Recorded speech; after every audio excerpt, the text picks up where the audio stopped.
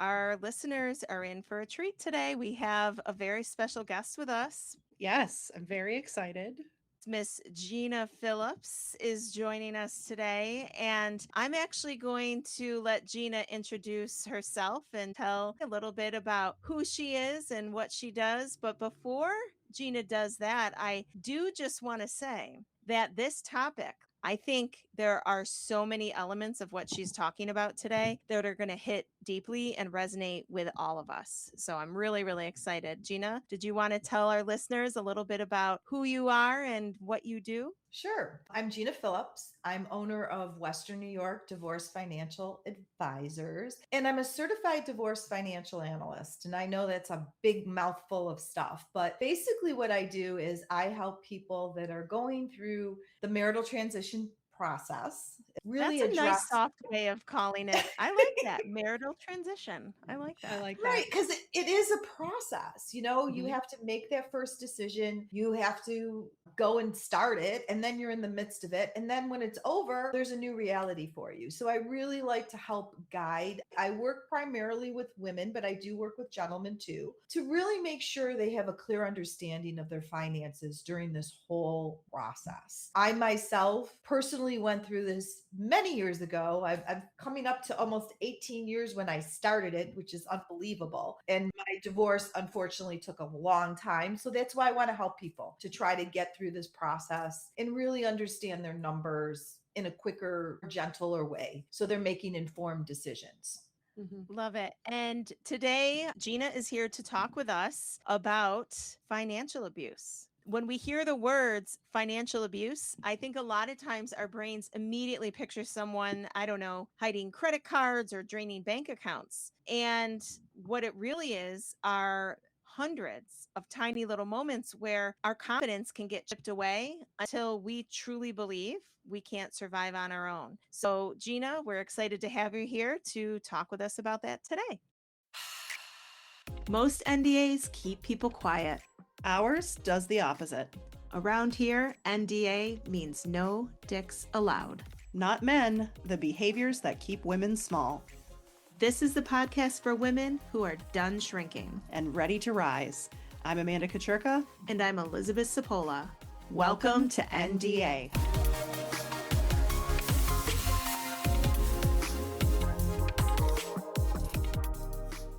I think the first thing that we want to talk about is setting the stage for the topic of financial abuse. I think to Elizabeth's point just a second ago, if we think about financial abuse, it's more from the kind of grand scale things that you think of. But a lot of times there are much smaller signs or situations that happen that may be harder to recognize. So I'd love to hear from you a little bit about what are some of those smaller signs that may not be as obvious. Well, I think one of the things is like when you're in a relationship together, you divide activities. One does the shopping, one does the lawn, one does the things. And I think if you have one spouse really controlling all the money, not really talking about it, and you're not privy to what's going on, even on a quarterly basis, to see where is our money going? What are our income? What are our expenses? So it could start off subtly like, well, I want to take something off your plate. So let me do all the bills.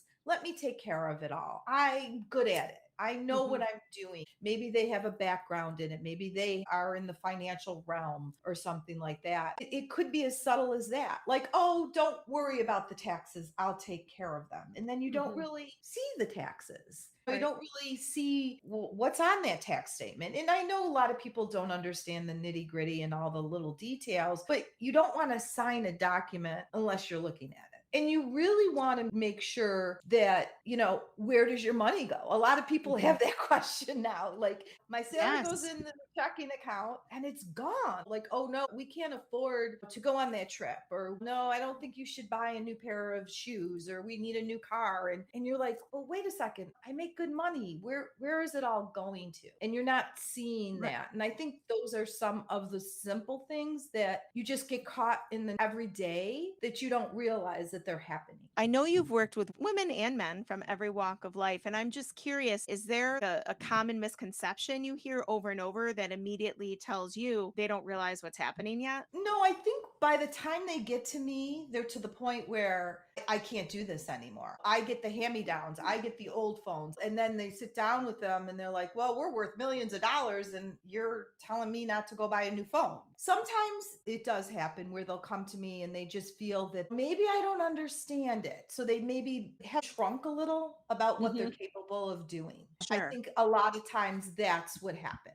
Maybe when they were in the household with their family, their father controlled the money. So they saw that dynamic and mom was a stay-at-home mom. I think in a lot of cases, I've seen those circumstances too, where there's been more of a homemaker situation too, where they haven't worked and they felt that they couldn't ask about it. You saying that just made me think of something, because even if it is a homemaker situation where they don't earn a paycheck, so to speak, they're still in that marriage dividing responsibilities. The husband handles some things, the wife handles other things, and that's normal. I would imagine if I sat down with my spouse and I said, hey, can you show me every account or the login, or tell me how much we have in this account or that, would they blink? Because if they wouldn't blink to that, then I would imagine that's an indication of partnership, kind of like us, Amanda, in this business. Amanda handles the finances, the money. But if I were to ask her a question about it to show me something, I know and I trust that Amanda wouldn't blink or get kind of sheepish or try to skirt around it. So control feels different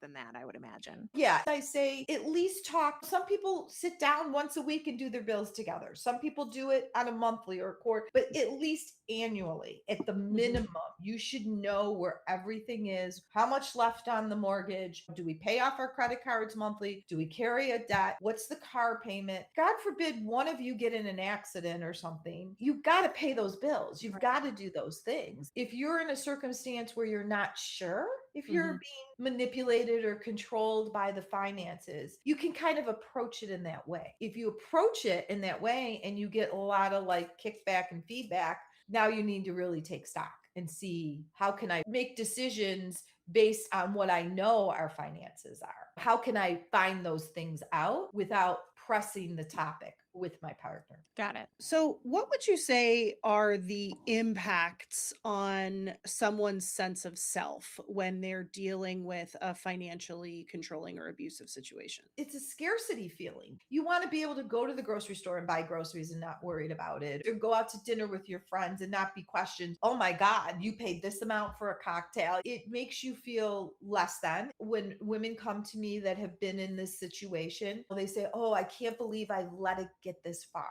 And I said, no, you're coming to me now. So I'm going to help educate you so that you can take this experience and learn from it and be financially stable in the future. You're taking the shame away from them, right? You're having them reframe their thinking like, okay, you're with me now, and let's work together to work from here. Plenty of us are women who run departments, build businesses, lead teams, raise families, but yet we tell ourselves, I don't understand money. And when I even think of myself, it's like, really? Do I not understand money? Or has someone convinced me of that? That's what I just want to point out, is there are even things that can happen earlier in life before we get into romantic relationships or marriages that have already built that narrative in our mind of us believing that we don't understand money. And I'm just curious, could you share with us maybe what is one of the biggest transformations that you've seen where you watch someone evolve and change as they begin to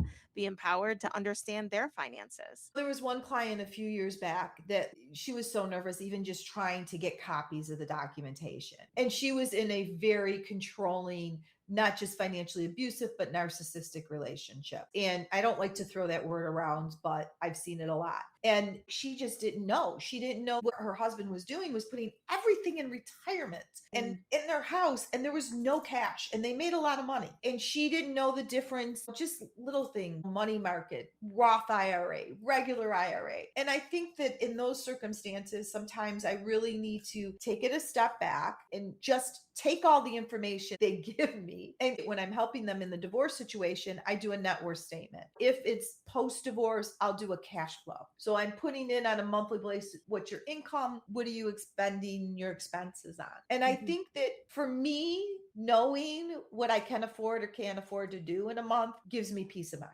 That's just me. Some people just Mhm. put it aside. Well, think about that tomorrow. And let's not talk about it now, Gina, because it makes me anxious. But not knowing to me makes me more anxious. And I Mhm. think once you get that power, you build your confidence. It might be that little thing that makes you take care of yourself first. Right. We've used the word confidence a lot, and Elizabeth and I have talked about confidence quite a bit actually over the course of several episodes. And confidence ultimately comes from self trust. And I think the other component of this is that when you're led to believe over time that you can't manage money, you can't be trusted with money, you're going to overspend, so here's an allowance. When you're given that message so much over time, you start to believe it and you start to Yes. recognize in yourself, oh, I can't be trusted with money. So, yes, they better manage it for me because we would end up in bankruptcy if I managed our money. It can get that extreme in your thought process. And it really does. It erodes your ability to trust yourself and trust your own intuition. And that spreads into other areas of your life. So it becomes this kind of toxic sludge of lack of self trust. It's Mhm. really sad,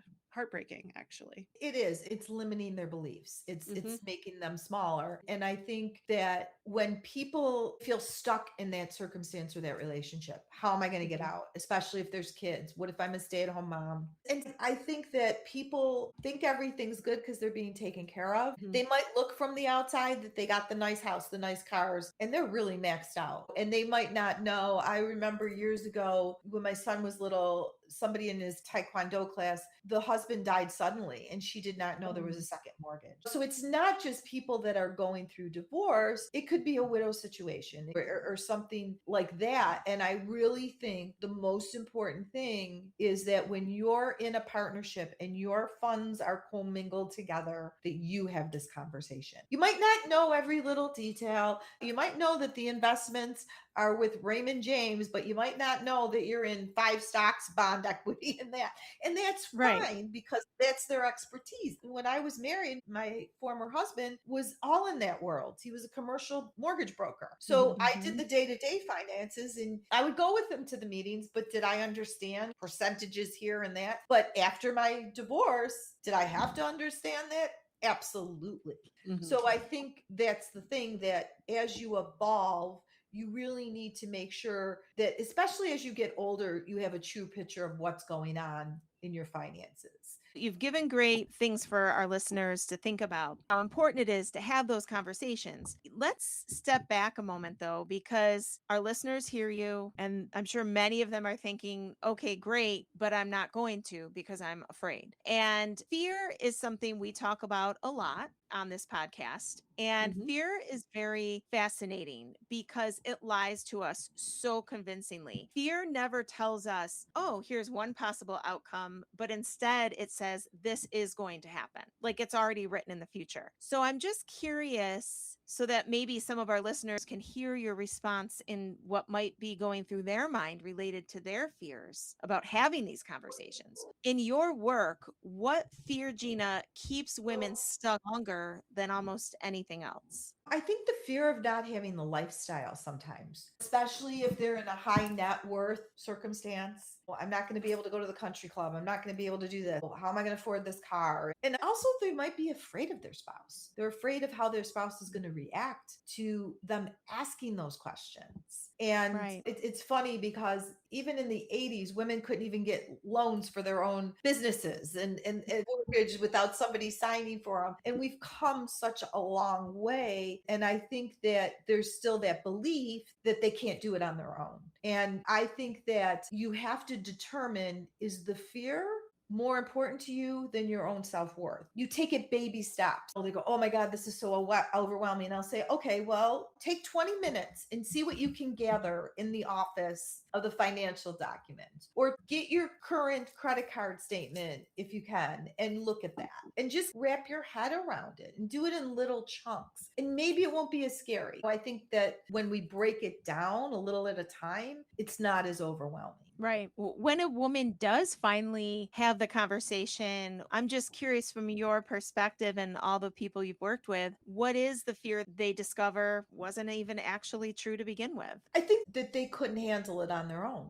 I use myself as an example. I was a stay at home mom. I had worked in the accounting world, but I had been a stay at home mom for 7.5 years. My son was 10. And the fear of like, oh my God, I haven't worked in 7 years. What am I going to do? We're in this big house. We want him to go to this school district. And for 6 months, I had that attorney's number in my pocket, just that fear. And then I just said, you know what? I can't do this anymore. I'm losing myself. I don't think my son will look at me in 20 years and think of me the same way if I don't do this for myself. And I think only you will know that instinct to take one baby step. It might just be listening to a podcast like this, or what do I spend my money on? Or it might just be taking one thing at a time. Well, let's look at the checking account for 2 weeks and see what we're doing, or the credit card. And I think if you break it down in smaller pieces, it'll help you realize, well, wait a second. Maybe there's something on there that you're not even using. Maybe there's a gym membership that you should have canceled years ago, or streaming, or you're paying for 2 streaming services, or sometimes those little things you catch gives you the confidence to move on to the next step. In the last month, I've met with 3 different women married well over 30 years plus. And they're all in similar situations. They don't really know everything. They're getting near their retirement age now. They don't want to like not be able to just go out and buy a coffee and be questioned. They're taking the baby steps to see, doing those little things. And then it might be that you meet with the CPA that does your taxes and asks questions, or your financial planner. If your name is on any of the accounts, you're entitled to that documentation and information. If you're on the mortgage, you should be able to call. When you're ready to take that step, just because you talk to a lawyer or somebody like me doesn't mean you're going to start the whole leaving and divorce process. It might just mean to educate you. And I have done that with some people. I remember right before the pandemic, I helped a woman just kind of really look at her numbers to see what she wanted to do.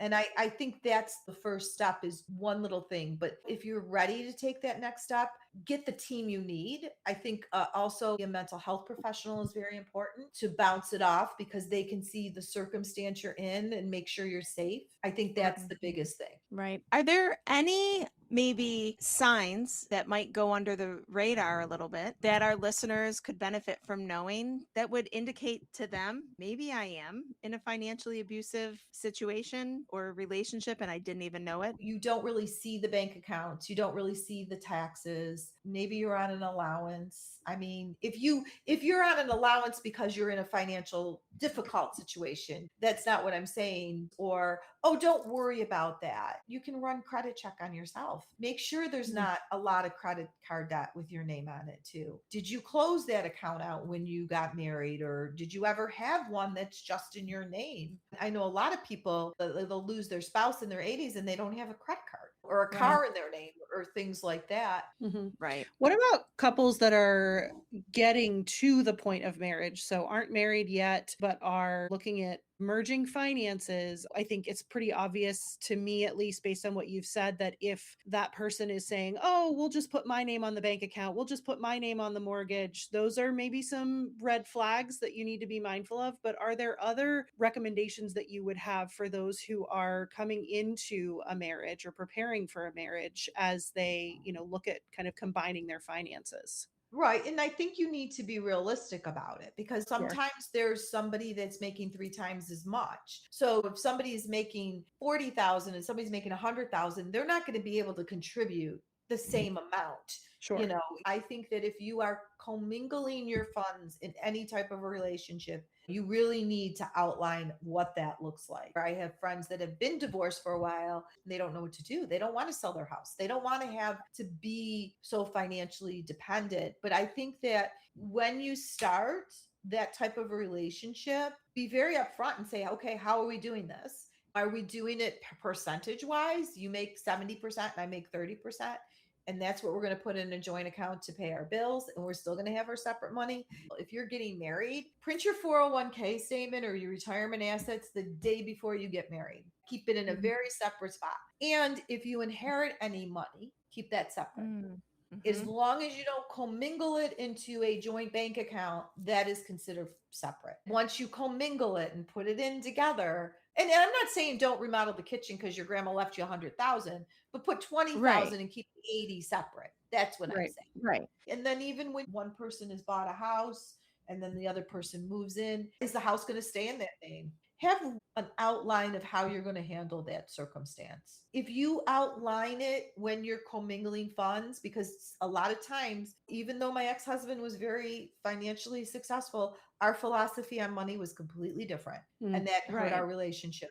Right. So much good stuff here, Gina. I'd like to transition over to our shrink this segment where we talk about behaviors that we exhibit or that we witness that keep women small. So, Gina, as the guest, it's customary for us to allow you to share your shrinking behavior first. So, do you have a shrinking behavior you'd like to share? Yeah, I have a big tribe of friends. Okay. And in the last few years, I became really close with them. Every time I went out with them, it didn't feel right. It didn't feel like a relationship that was really putting both of our needs ahead of time. And I unfortunately had to end that friendship. But before I ended it, I realized I felt like I did in my marriage where I couldn't really speak my voice, say what was Right. important to me, validate my feelings. And I think at all stages of our lives, we have to know when to transition and to be around the people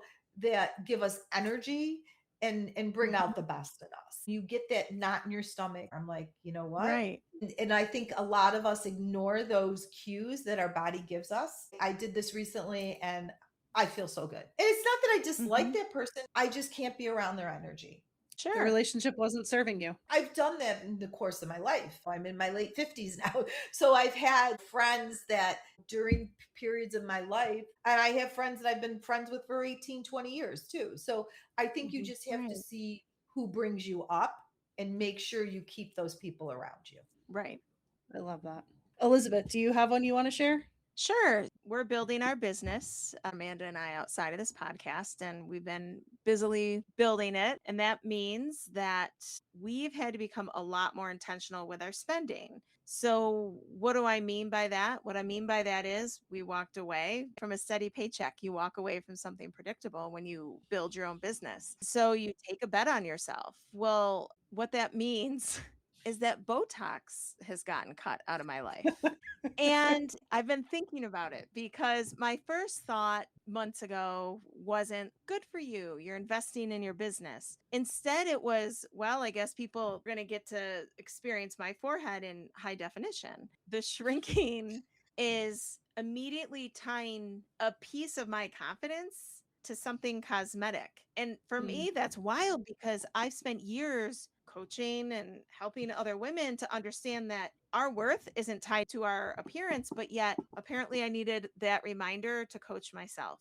I caught myself wondering if people would somehow take me less seriously as a professional in this space just because I looked older. And then I thought to myself, hold the phone. I would never, ever, ever in a million years think that about another woman. So why am I applying that rule to myself? So that would be my real life example. It's truly amazing the narratives that we run on ourselves that we would never in a million years run on somebody else. To wrap up today's episode, Gina, I'd love to get some closing thoughts from you on what you would say to a woman who is listening to this episode right now and she's recognizing herself in some of the things that you've said, but is feeling overwhelmed about where to start. What are the immediate steps that she could take? I think education. Take a step back.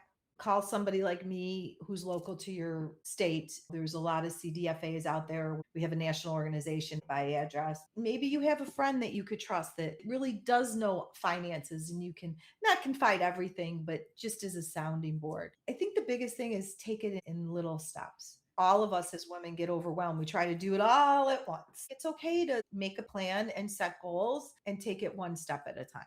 Absolutely. We talk a lot about we strive for 1% different, 1% better tomorrow than we did today. So I think baby Mhm. steps, chef's kiss, beautiful advice. So, Gina, thank you so much for being willing to share your time with us today and to share some incredible advice with our listeners. I know this is a topic that can be really scary and overwhelming, and I think you've done a great job at breaking it down into more bite-sized pieces that hopefully, if someone's listening to this and recognizes themselves in this situation, that they can start to take some steps to get into a more positive place. So, thank you. Thank you for having me. I appreciate the opportunity. Thank you to our listeners. We always appreciate you. Of course, as we've said before, if you have shrinking behavior that you'd like to share, if you have questions, if you have ideas for future podcast episodes, please send us a message on Instagram. We are at NDA_pod. We would love to hear from you. Also, be sure to subscribe on Spotify, Apple Podcasts, Amazon Music, wherever you get your podcasts. And just a closing thought for you. We're not expecting you to become a financial expert. The goal is to just start to reclaim enough confidence to believe that you deserve choices. You deserve options.